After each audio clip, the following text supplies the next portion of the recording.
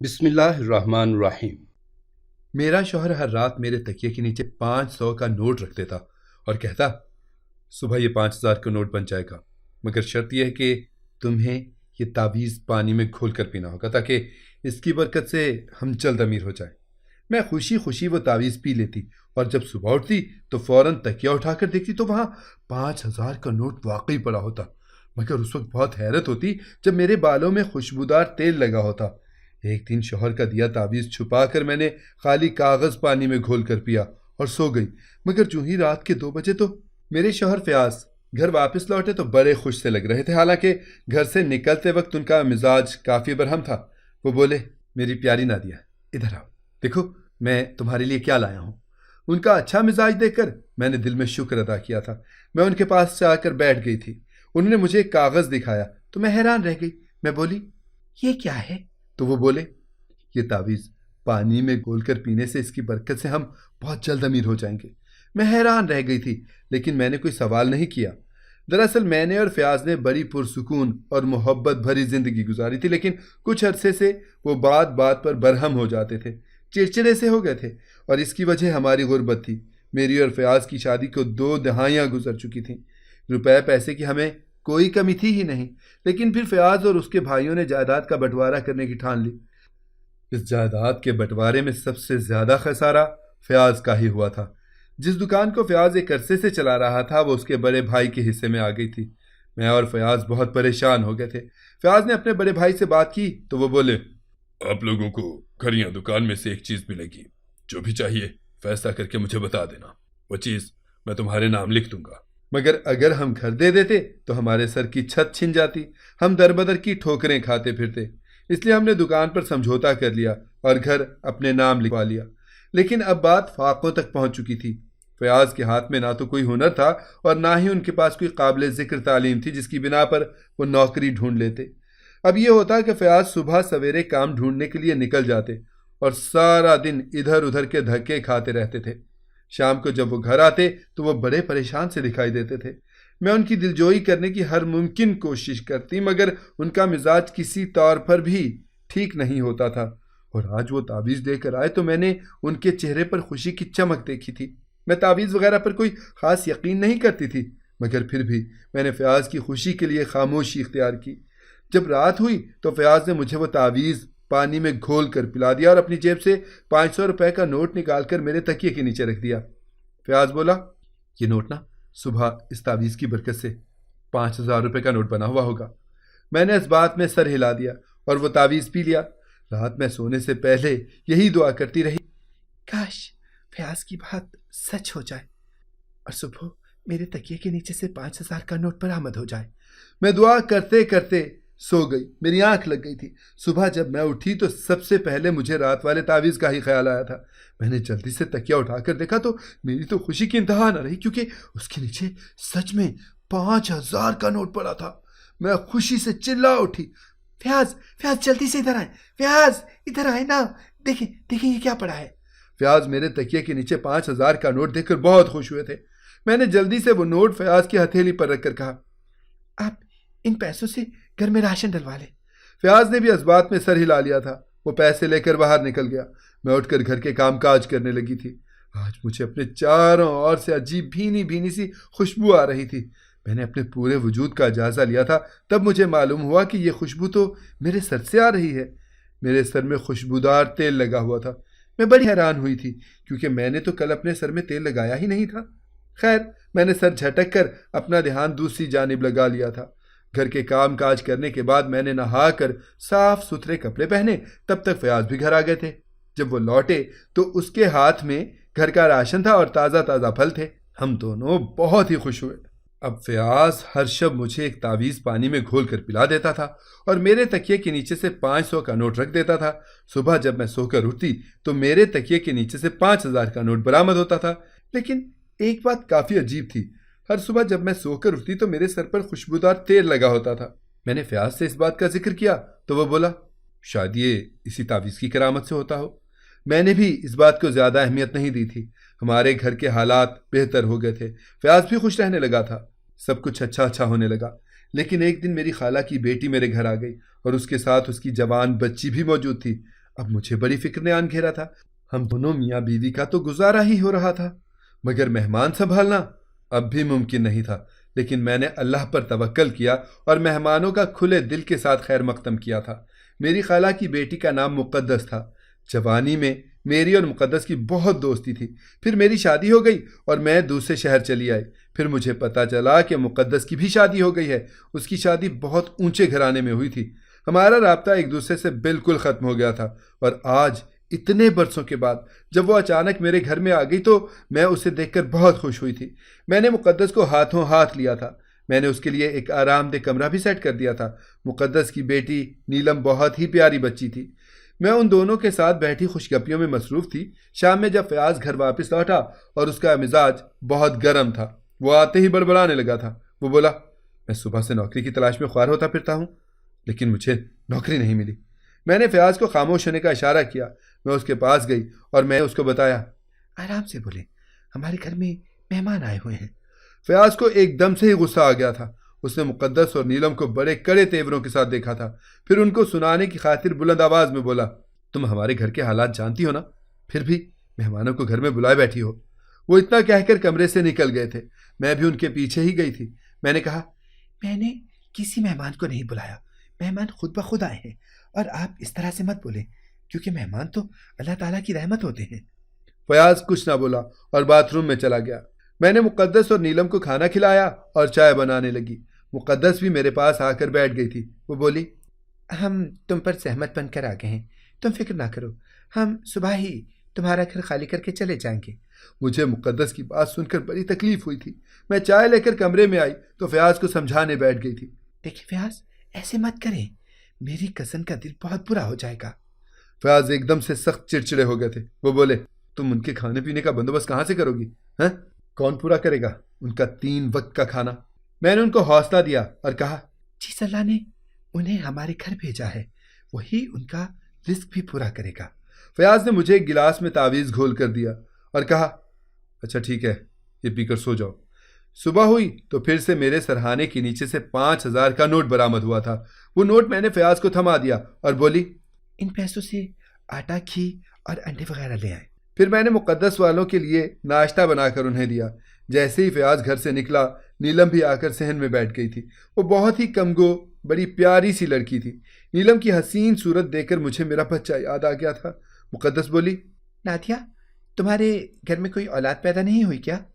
میں بولی، ہوا تھا میرے گھر میں بھی ایک بچہ، لیکن اس کے پیدا ہوتے ہی اللہ نے مجھ سے واپس لے لیا تھا۔ اس کے بعد میں آج تک اولاد کی خاطر ترستی رہی ہوں، لیکن اللہ نے میری دعا نہ سنی۔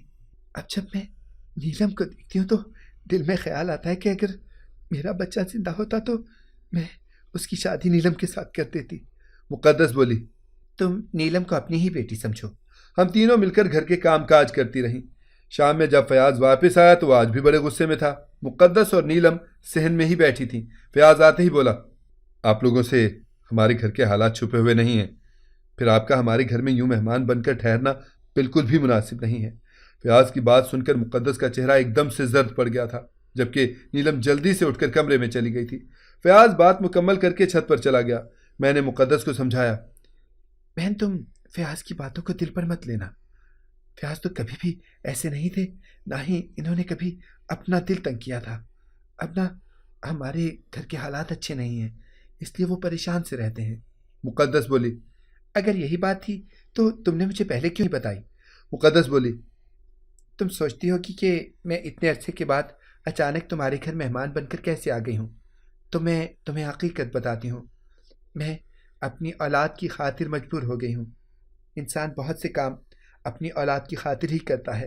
ایک بہت بڑا اثر و رسوخ والا سیٹھ میری کم عمر بچی کے پیچھے پڑا ہوا ہے، وہ اس کے ساتھ شادی کرنا چاہتا ہے، اس لیے میں چھپ کر یہاں آ گئی ہوں۔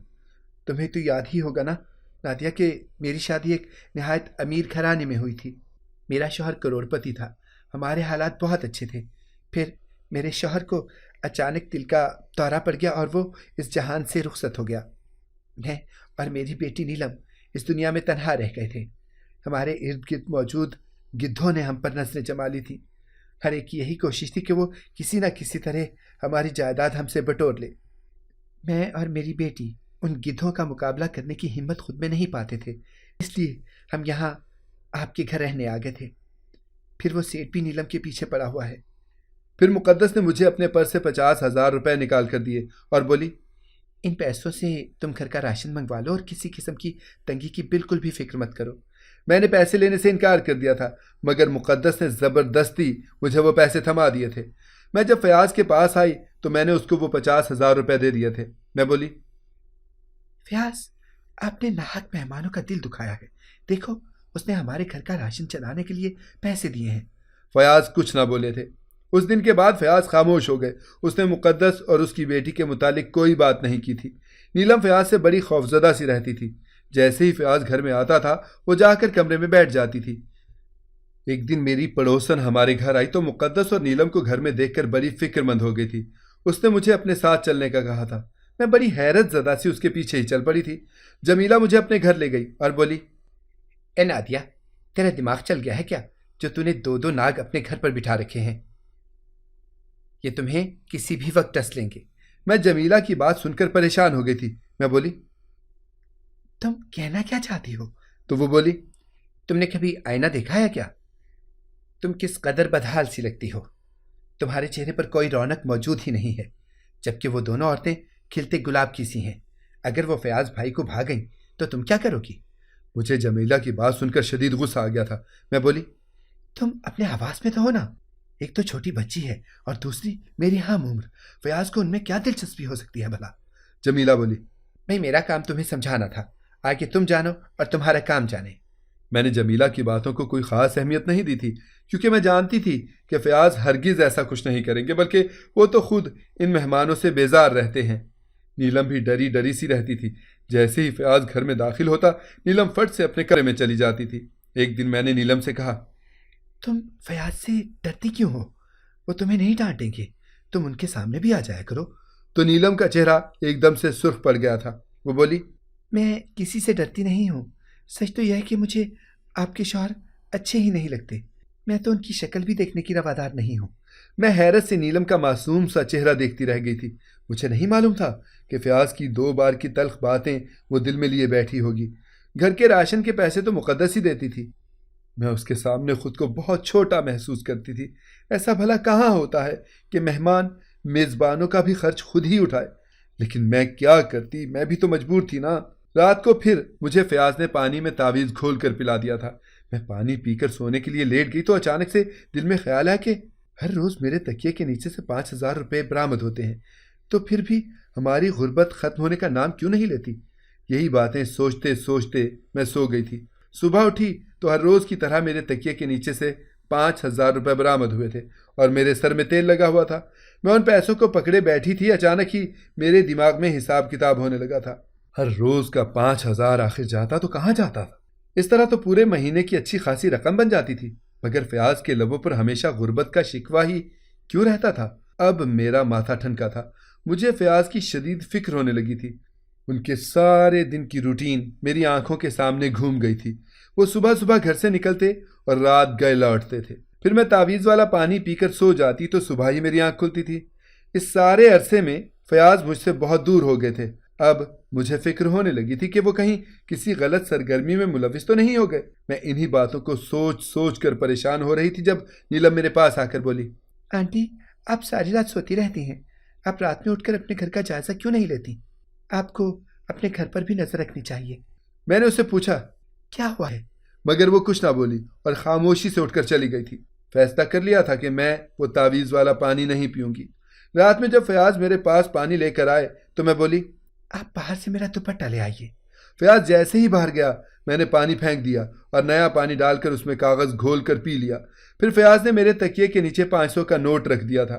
میں بھی سونے کے لیے لیٹ گئی، مگر آج نیند میری آنکھوں سے کوسوں دور تھی۔ میں یوں ہی لیٹی چھت کو گھور رہی تھی اور اپنی زندگی کا جائزہ لے رہی تھی۔ مجھے اسی طرح لیٹے لیٹے 2 گھنٹے گزر چکے تھے جب مجھے کسی کی آواز سنائی دی۔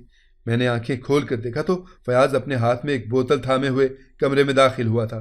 وہ میرے پاس آ کر بیٹھ گیا تھا۔ اس نے میرے تکیے کے نیچے ہاتھ ڈال کر 500 کا نوٹ نکال لیا تھا اور اس کی جگہ 5,000 کا نوٹ رکھ دیا تھا۔ پھر اس نے میرے سر میں خوشبودار تیل لگا دیا اور خود کمرے سے باہر نکل گیا۔ میرا دل تو دھک دھک کر رہا تھا۔ تو کیا میرے ساتھ فیاض کوئی کھیل کھیل رہا تھا؟ وہ خود ہی پیسے رکھتے تھا اور خود ہی اٹھا لیتا تھا، مگر اس کا مقصد کیا تھا؟ میں اپنے بستر سے اٹھی اور دبے قدموں صحن میں نکل آئی تھی۔ مجھے کچن سے کھٹ پٹ کی آوازیں آ رہی تھیں۔ میں نے آگے ہو کر کچن کی کھڑکی سے جھانکا تو سامنے کا منظر دیکھ کر میں لرز کر رہ گئی۔ کچن میں مقدس، نیلم اور فیاض موجود تھے۔ وہ تینوں ٹیبل پر بیٹھے کھانا کھا رہے تھے۔ ان کے سامنے طرح طرح کے کھانے پڑے ہوئے تھے۔ اچانک ہی میرا ہاتھ بے دھیانی میں کھڑکی کو لگ گیا تو وہ تینوں چونک گئے۔ میں جلدی سے بھاگ کر اپنے کمرے میں آ کر لیٹ گئی۔ تھوڑی ہی دیر کے بعد فیاض مجھے چیک کرنے کمرے میں داخل ہو چکا تھا، لیکن مجھے سوتا پا کر وہ واپس لوٹ گیا۔ میں ساری رات روتی رہی تھی۔ صبح پھر سے میرے تکیے کے نیچے سے 5,000 کا نوٹ برآمد ہو گیا تھا۔ گھر میں ہر روز کی طرح ٹینشن بھرا ماحول تھا۔ فیاض زبان کے نشتر چلا رہا تھا جبکہ مقدس بڑی مسکین سی بنی بیٹھی تھی۔ میں بہانے سے کچن کی طرف گئی تو میری نظر مچھلی کے کانٹوں پر پڑی تھی۔ میں فیاض سے بولی، یہ مچھلی کے کانٹے کہاں سے آئے ہیں؟ ہم نے تو رات میں دال کھائی تھی نا؟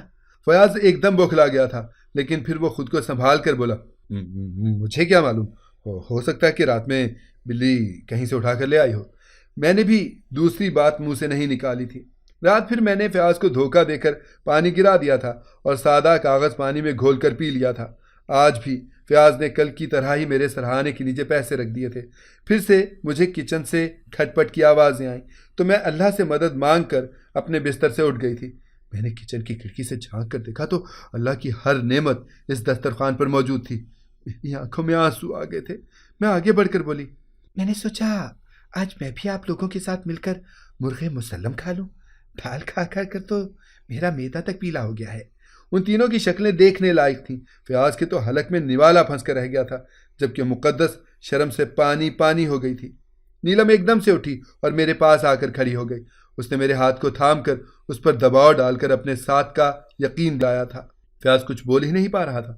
میں ہی بولی تھی، فیاض دن میں ناٹک کیوں کرتے تھے؟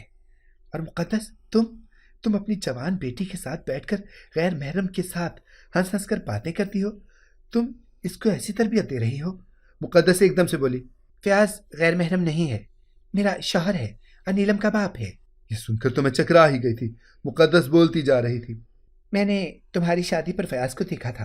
فیاض مجھے بہت اچھا لگا تھا۔ میں نے دل میں تم سے حسد کی تھی۔ پھر میری شادی 1 کروڑ پتی انسان سے ہو گئی، مگر وہ دل کا دورہ پڑنے سے مر گیا تھا۔ میں اس کی جائیداد کی تنہا وارث رہ گئی تھی۔ مجھے سہارے کی ضرورت تھی۔ میں نے اپنی محبت حاصل کرنے کا سوچا اور فیاض کو نکاح کا پیغام بھیج دیا تھا۔ تمہاری اور فیاض کی شادی کے محض 10 ماہ کے بعد ہی میں فیاض کی دلہن بن گئی تھی۔ پھر میں نے سنا کہ تم امید سے ہو تو مجھے بھی بچے کی خواہش ہوئی۔ ہم دونوں ڈاکٹر کے پاس گئے تو ڈاکٹر نے مجھے بتایا کہ میں بانجھ ہوں، میں کبھی بھی ماں نہیں بن سکتی تھی۔ یہ خبر مجھ پر بجلی کی مانند گری تھی۔ میں نے فیاض سے ضد کی کہ مجھے اس کی اولاد چاہیے۔ فیاض میری کوئی بات نہیں ٹالتا تھا، اس لیے اس نے ایک ناٹک کیا۔ جس دن تمہارے گھر بچہ پیدا ہوا، فیاض نے نرس کو پیسے دے کر یہ کہلوا دیا کہ تمہارا بچہ تو پیدا ہوتے ہی مر گیا ہے، مگر تمہارا بچہ مرا نہیں تھا، وہ نیلم کی صورت میں میری گود میں آ گیا تھا۔ مقدس کی باتیں سن کر میں ایک دم زمین پر گر پڑی تھی اور نیلم مجھ سے گلے لگ کر سسکنے لگی تھی۔ مقدس اب بھی بولتی جا رہی تھی، پھر میں نے فیاض کو حکم سنایا کہ وہ تم سے اور کوئی اولاد پیدا نہ کرے، اسی لیے وہ تمہیں ایسی گولیاں کھلاتا تھا جس کی وجہ سے تم دوبارہ ماں ہی نہیں بن پائیں۔ یہ سب کچھ اچھا ہو رہا تھا، مگر پھر نہ جانے نیلم کو کیسے خبر ہو گئی کہ تم اس کی حقیقی ماں ہو۔ اس نے تمہارے ساتھ رہنے کی ضد باندھ لی تھی، اس لیے فیاض نے غربت کا ڈرامہ کیا اور تمہیں رات میں نیند کی دوا پلا کر سلا دیتا۔ میں بھی سیٹ کے رشتے والا جھوٹ بول کر اس گھر میں آ گئی۔ اب تم سب کچھ دیکھ چکی ہو تو میں نے سوچا تمہیں سب کچھ سچ ہی بتا دوں۔ میں ہکا بکا رہ گئی تھی۔ میں ایک دم سے اٹھی اور فیاض کو گریبان سے پکڑ کر بولی، فیاض کیوں آخر تم نے میرے ساتھ ایسا کیوں کیا؟ وہ بولا، دولت کی خاطر۔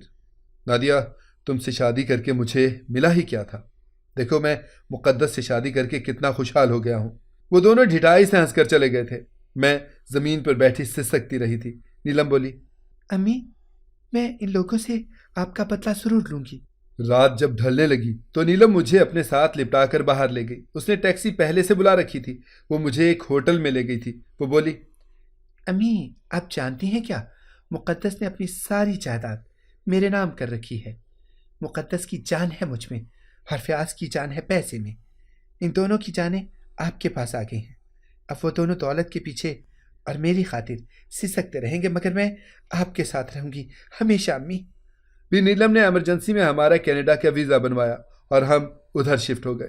مجھے پاکستان سے مقدس اور فیاض کی خبریں آتی رہتی تھیں کہ وہ بالکل دیوانے ہو گئے ہیں، در بدر بھٹکتے پھر رہے ہیں۔ میرے دل کو ایک انجانا سا سکون ملتا تھا۔